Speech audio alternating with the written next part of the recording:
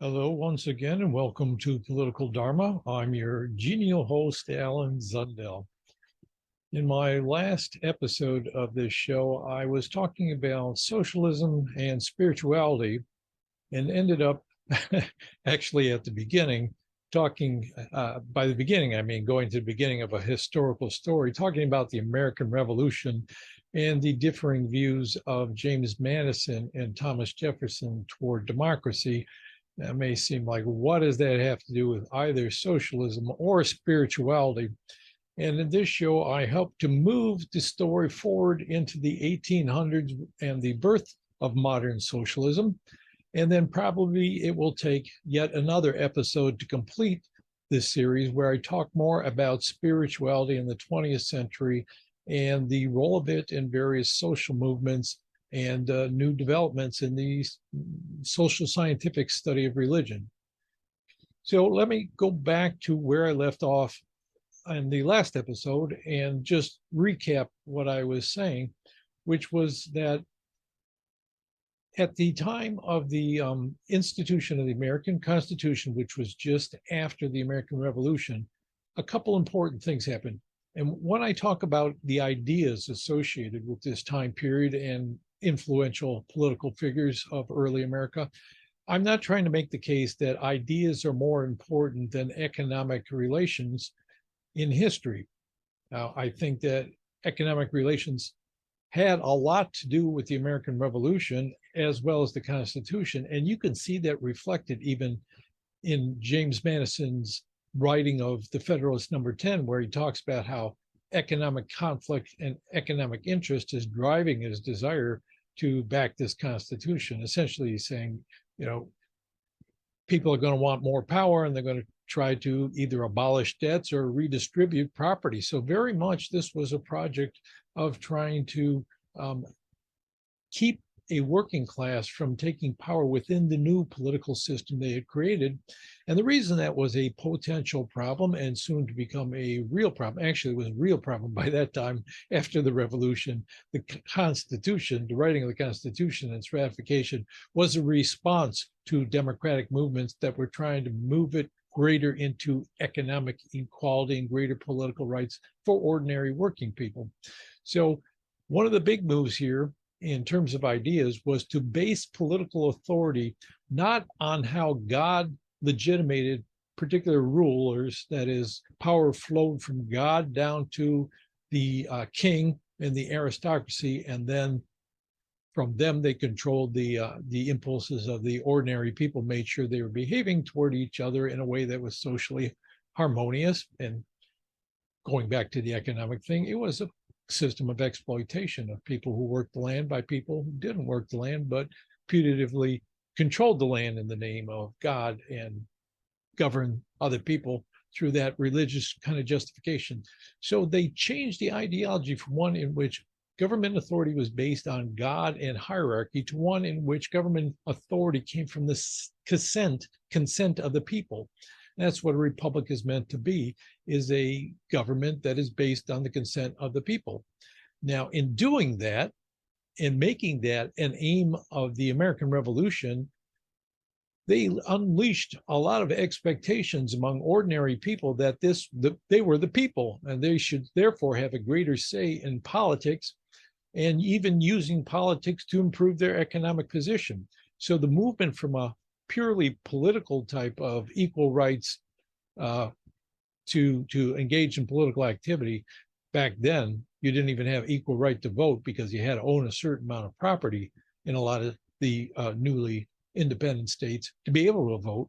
So it was an elite structure. They were trying to maintain their control of property and make sure that people who didn't have much property, let alone people who didn't have any at all, we're going to use some kind of democratic justification for gaining political power and taking property away from those who had it. So there's a lot of fear of democracy. The idea of democracy and basing consent on the people was going to move from the purely political realm to the economic realm. Okay, so James Madison presents one pole of how you could respond to this, which was that you need to create a political system that can check the power of democracy, because he didn't trust the people to have the whole society's interests in heart, that they would find themselves in conflict with the people who had done the right thing and gained property through their own efforts. Of course, that was fictional because a lot of the property was gained by grant of the king and subjection of the Native Americans. And on the other hand, Thomas Jefferson was talking about how ordinary people should have more power and could be trusted, because if you gave them some degree of property, they could raise their standards of sociability, of socially productive activities by working on their property and feeling a pride of ownership, and also through education. So that, for example, he founded the University of Virginia. Now, in both cases, both men represented a departure from religion in a number of ways. They not only rejected religious justification for government, but they also thought that religion should be purged of its supernatural elements and reduced to its moral dimension, which was the important part to them. They believed a lot more in reason and what they regarded as science at that time, and felt that that was overcoming the superstitious and dogmatic influences of Christian theology. So there was, first of all, a justification based on consent of the people, which led to issues about trying to move people wanting more political power and even more economic power. There was a sense that science, philosophy, reason would replace religious understandings of the world, but then you could maintain some kind of rational core of moralism to make sure that people within a society were well behaved toward each other. Okay, so that was what I was getting at last time. And all these things are going to play into the development of socialism coming into the 19th century. That is, as we move from the late 1700s and the revolutions in America and in France around the same time into the early 1800s, those things are going to develop further. And at the same time, and this is also important, you had a historical development of the beginnings of industrial capitalism. Now, there had been forms of capitalism that were mostly based on commercial activities, that is, buying and selling. You would make a financial profit by buying things in one place and selling them in another, or simply going to another part of the world and taking stuff from the people there and then taking them back to the more European society and selling them there. So commercial activity had gained a profit and was a form of capitalism. But here we had early industrial capitalism, at first on a very small scale compared to now, but it was one in which owners brought together a number of workers to cooperate together to produce things and introduce new forms of technology to the process of producing products. So this was bringing capitalism not only to buying and selling, but to the actual production of goods and even agricultural products. So we had early industrial capitalism and the resistance of workers to the changes that they were experiencing. One of them was the sense of de-skilling, that they became cogs in a machine rather than having a highly developed set of skills for, say, carpentry or metalworking or something. And they felt like they were forced to work long hours for relatively less money and under the authority of a boss rather than their own free people and how they conducted their business. So there's a lot of resistance towards this new development on the part of working people, in the form of strikes and various other forms of resistance and opposition to the kinds of labor they were forced to compete with and then join as the era developed. So we had, first of all, during the early 1800s, the expansion of industrial capitalism and workers' resistance to this on a larger and larger scale, growing throughout Europe. And second of all, we had the expansion of the idea of democracy, more people demanding the right to vote, both in the United States and in England, and working people then wanting to use that right to vote to pursue their economic interests as well as whatever their political interests might have been. And coming out of the revolutions were also people who wanted to further these revolutions by bringing it toward economic relations and allowing ordinary people have more control over economic relations, or really that came a little bit later. It was more the sense that this new capitalist economy should benefit the ordinary people and not make their life harder in the way it seemed to be. As society increased its ability to produce things, people seemed to be getting poorer and having more miserable lives. And there was a sense that something bad was happening. So you had a intelligentsia developing who were using the new methods of, or the invention of methods of social science to try to understand this economic and social change that was going on, and then use it to guide society towards something better. So these three currents: workers' resistance to early capitalism, the movement toward greater democracy, both in the political sphere and in the economic sphere, and the revolutionaries who want to further further social change, particularly a number of people who had more intellectual backgrounds than working class backgrounds, and they were developing theories of social science to better understand how the changing world was functioning and what could be done to make it better. So it was the sense that social engineering was possible, just like James Madison had developed a constitution to try to socially engineer class relations in the United States, and it did a good job of trying to prevent democratic formations. Still to this day, it's hard to get large mass parties to take on the cause of working people. And Thomas Jefferson's idea that you could educate people and into a more rational society. These were further developed by people who were educated, not necessarily always associated with academia, but people who were of a social status where they had more of an educational background, began developing ideas of social science and wanting to use it to apply to changing the society, this new developing capitalist society that they saw happening all around them. You have here the early socialists like Robert Owen, and he was from Scotland, and also he had an influence in England and America and other places. He was a business owner who then tried to develop workers' co-ops, thinking, well, it was better for the workers to own their own factories and to run them in common. So he had ideas about that, and he tried to gain patronage and support for creating these new forms of working organizations. You had others. Another one was Saint Simonian, or Saint Simon, or Simon, not sure how to pronounce his name. I think it was French. He had a lot of ideas about historical development and how we were moving toward what he called a new Christianity. That is, you would supplant the religious element of Christianity with the sense that we were moving toward a better world, but one which was going to be created by social science rather than the return of Christ or something supernatural like that.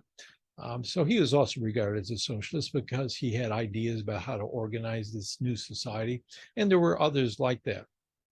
So that was early socialism, and you saw the development of these various currents that all had a role to play in what finally developed in the mid-1800s. In the mid-1800s, you had the consolidation of a lot of this stuff going on at the same time. Marx is one of the big figures here.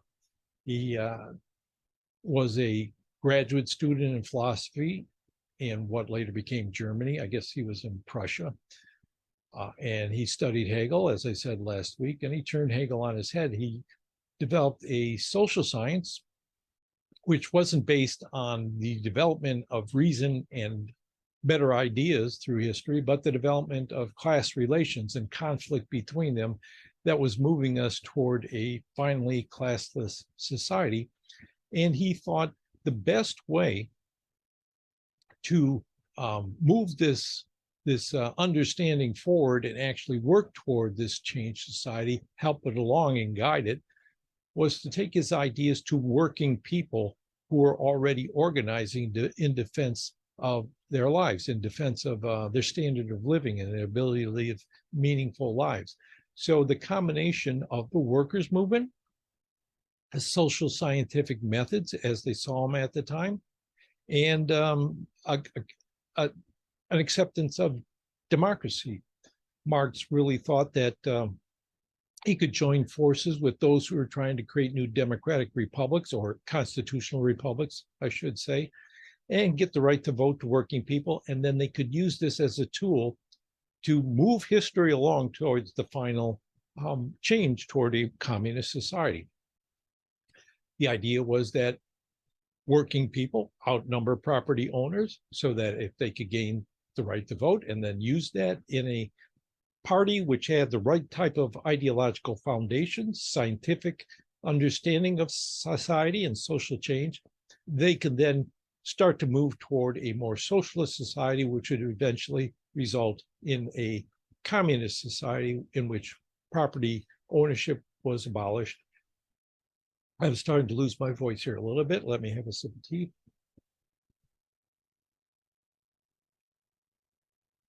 Marx wasn't the only one on this track. Another important figure, who was actually more important than Marx in the mid-1800s, was Pierre-Joseph Proudhon, another Frenchman. He was actually a working person who became more of a intellectual, or part of the intelligentsia, became a journalist and a printer, wrote books. His ideas were in some ways similar to Marx, and in some ways very different.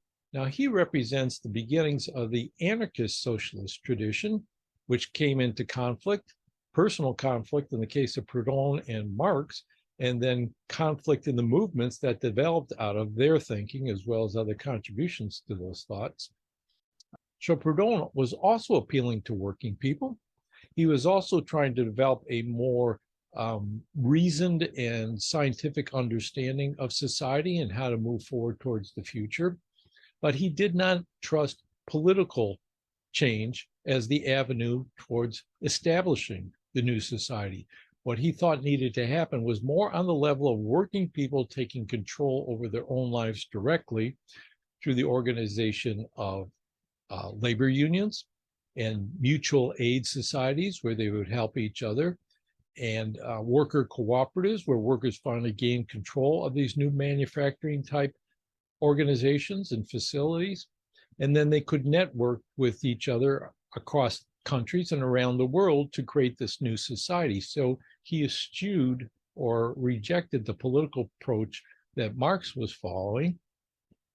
He also refused any concept of violent revolution. He thought this would be a more slow and evolutionary change over time, whereas Marx still saw the need for revolution in the future, that once you gain political power, you had to completely change social relationships, or even that it might take a revolution to create the conditions for having a political democracy in the first place. And certainly you'd have to have some kind of revolutionary force to change societies that were more peasant-based. So he saw a role for violent revolution. Proudhon, not so much. Proudhon criticized Marx. Marx criticized Proudhon. Proudhon had a more moral type philosophy. He was very impressed with some of the inspirational qualities of Christianity, in that it had an element of social justice in it. And the same as, say, Madison and Jefferson saw that a moral philosophy could be subtracted from Christianity and let out all the religious elements, Proudhon thought this element of working toward justice could also be extracted from the Christian tradition, and made the moving force, or the motivating force, of working people and those who were also allied with them to try to create this revolutionary process and keep it moving forward. So he rejected Marx's elaborate scientific in the terms of the time, ideology.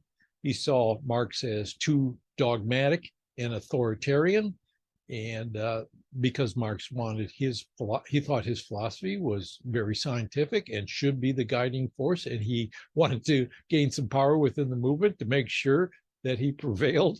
So there's a lot of conflict between them.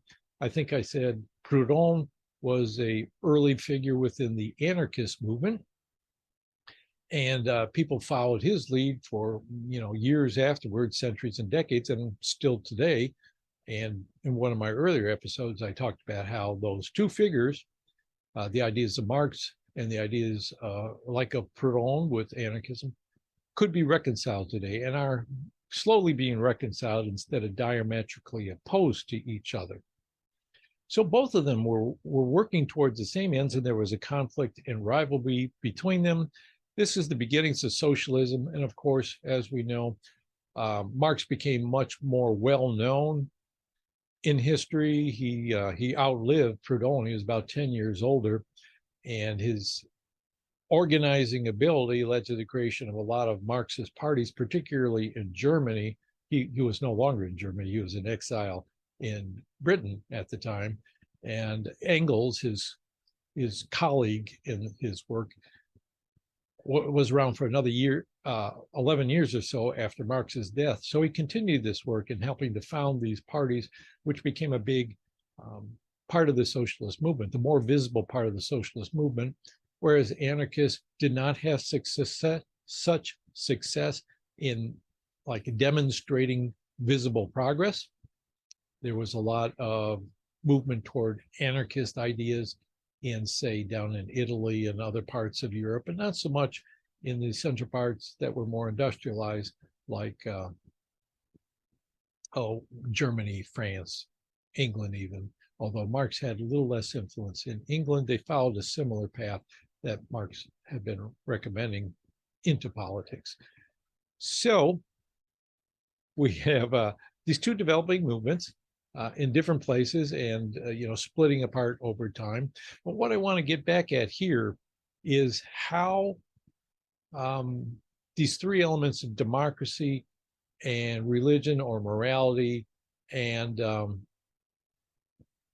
workers as the driving force, class conflict as the driving force of this process, have fared in the years since then. And I think each has become somewhat problematic, which is setting me up for talking a little more about the 20th century, or a lot more about the 20th century, since I barely mentioned it, and the development of religious understandings in the 20th century. Civil rights movements, for example, where religion was a big motivating force within that. So let me go to first, democracy. Democracy, or the idea that people were the source of political authority, became and has become more problematic as we become more aware of how the institutions that are supposed to translate people's will into some kind of collective force can be perverted or fail in their mission.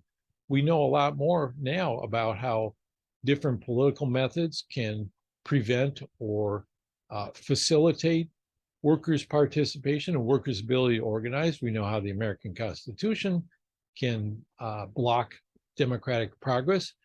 We know how the working class itself has split over various roads in how to move forward towards what their goals are. I think I've segued already into the workers. So how have the workers done as the driving force of socialism? Well, we got a couple of problems here. One is that workers are often looking just for a better standard of living and a less stressful work experience, and are often content with that if they can get it, rather than moving on towards some kind of complete social reworking. That is, working people and intellectuals have not always seen eye to eye in the goals of the socialist movement. Workers are more apt to stop with having strong trade unions that can gain them better hours, better benefits, better working conditions, and not necessarily interested in trying to go beyond that. Whereas a lot of the intellectuals involved in the socialist movement would say that's insufficient. It's not going to hold up over time, and you need to create more of a mass movement to keep things moving forward. Simplification there, but a sense that workers and intellectuals were not always on the same page, and that intellectuals were in fact part of the driving force of the socialist movement. It wasn't just the workers wanting to counter the experience they were having as workers in a capitalist economy. It was also intellectuals that were trying to drive this forward. So when Marx is saying that it's not ideas that drive history, it's class conflict, I look at it and I have to say it's somewhat of both. Marx himself, although he said morality wasn't sufficient motivation for making this happen, that people had to understand their material interests and organize around that, his own system relied a lot on a kind of hidden moral argument, which was that people were exploited by capitalist relations, which is kind of an argument about justice. It is what hits people at that sense of indignation that they're being wrong, that if the value of their labor is being stolen from them and now in the pockets of the capitalists, there's kind of a moral indignation in that helps drive people's actions to do something about it, right? So it wasn't just material interest, it was this understanding of how this was unjust and morally wrong that helped fuel some of the fire in the socialist movement. So I think Marx and Proudhon had both had some insights into the way this would work, that it would take both a working class movement and a compatible socialist movement with a compatible socialist understanding of where the workers' movement should go, along with a moral argument that was appealing to people and could motivate them to do the work they had to do to move this forward. Another thing about the workers' movement is that it's now so fragmented into different classes. You've got not only what we typically think of as working people who work largely with their hands and their backs, doing, say, construction work or factory work or something like that. You got a heck of a lot of people that are in professional, managerial, white-collar work, and a lot of those, as well as public employees, have pensions. So they're both capitalists and they're workers. They have both an interest in the value of their portfolio, their pension portfolio, rising by exploiting workers, and a stake in how their own working conditions are. So there's kind of a split in whether or not people are willing to go as far as to say we need to expropriate the capitalists when they themselves are, to at least a minor degree, capitalists as well. So working class is not as clear as the driving force, because the working class is not just workers, it's also workers who spend their days working for somebody else for a salary or a wage, but also have some property, even if it's minor degree. Homes as well. Homes can be a type of commodity and a type of financial asset. And also the fact that most of the big socialist revolutions in the history since then have occurred in places where workers, industrial workers, there were very few of them. Capitalism hadn't developed so far. You take Russia or Cuba or China, they were largely agricultural societies, and the revolutions were fueled by a lot of peasants, not workers. So the idea that workers are the primary driving force and material interests are primary driving force are more problematic now. Wouldn't reject them. They play important roles, but you have to temper that a little bit by saying that history has other influences playing on it, not just our economic relations around production or the ideas that we develop that are often, the only ones we accept are those that are compatible with our experience of work.